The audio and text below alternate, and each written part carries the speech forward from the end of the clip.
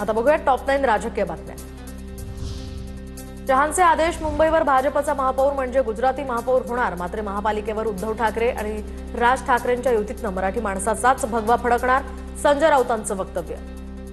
माननीय उद्धव ठाकरे आणि माननीय राज ठाकरे यांच्या घट्ट युतीतून या मुंबईवर भगवा मराठी माणसाचाच फडकेल आणि मराठीच महापौर जा उखडायची उखडा।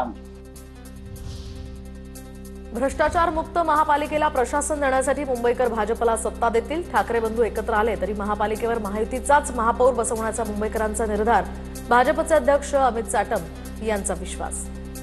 मुंबई महानगरपालिकेला एक भ्रष्टाचार विरहित प्रशासन देण्याकरता काम करणारा मुंबई शहराचा महापौर करण्याचा संकल्प हा समस्त मुंबईकरांनीच केलेला आहे। वेगळे झाल्यानंतर पुन्हा एकत्र काय येत आहेत, त्यामुळे याचा काही मुद्दा आहे असं मला वाटत नाही। मिलिंद देवरा यांची हकालपट्टी करायला पाहिजे होती। शिंदेंचा खासदार आंदोलनावरून पत्र पाठवतो, हेच का त्यांचं मराठी प्रेम? तथाकथित भला माणूस शहांना घाबरतो का? मिलिंद देवरा यांच्या पत्रावरून राऊतांचा शिंदेंवर हल्लाबोल।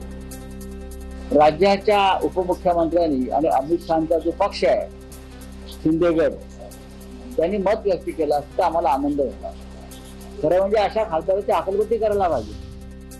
भाजपवाले जसं कुणालाही पक्षात घेतात तसं तुम्ही इंग्रजी माध्यमातील मुलं फोडून जिल्हा परिषदेच्या शाळेत घ्या, मंत्री गुलाबराव पाटलांचा अजब सल्ला।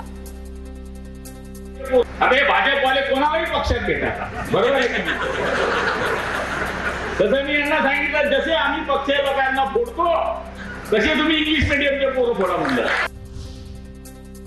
भाजप खासदार नारायण राणे यांना जसलोक रुग्णालयातनं डिस्चार्ज। 2 दिवसांपूर्वी झालेल्या तातडीच्या शस्त्रक्रियेनंतर राणेंची प्रकृती आता स्थिर असल्याची माहिती। साताऱ्याच्या फलटणमधील एका कार्यक्रमात रणजित नाईक निंबाळकर आणि रामराजे नाईक निंबाळकर एकाच व्यासपीठावर। भांडणामध्ये कुठे थांबायचं हे आम्हालाही कळतं, रामराजे नाईक निंबाळकरांचं विधान। तर रणजित नाईक निंबाळकर यांनी आपल्या भाषणामध्ये रामराजेंविषयी बोलणं टाळलं। इगतपुरी तालुक्यामध्ये शेतकऱ्याजवळ फक्त 5% शेती राहिली, 95% शेती ही उद्योगपत्यांच्या घशात। समृद्धी फक्त मोठ्या खासगी कारखानदारांसाठी केलेली व्यवस्था, प्रहार जनशक्ती पक्षाचे अध्यक्ष बच्चू कडूंची सरकारवर टीका।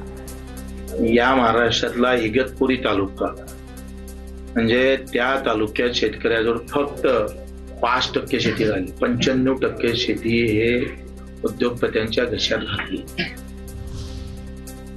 स्थानिक स्वराज्य संस्था निवडणूक प्रकरणी सुप्रीम कोर्टात 16 सप्टेंबरला सुनावणी होण्याची शक्यता। कोर्टानं मे महिन्यामध्ये सरकार आणि निवडणूक आयोगाला 4 महिन्यात निवडणुका घेण्याची प्रक्रिया सुरू करण्याचे दिले होते निर्देश।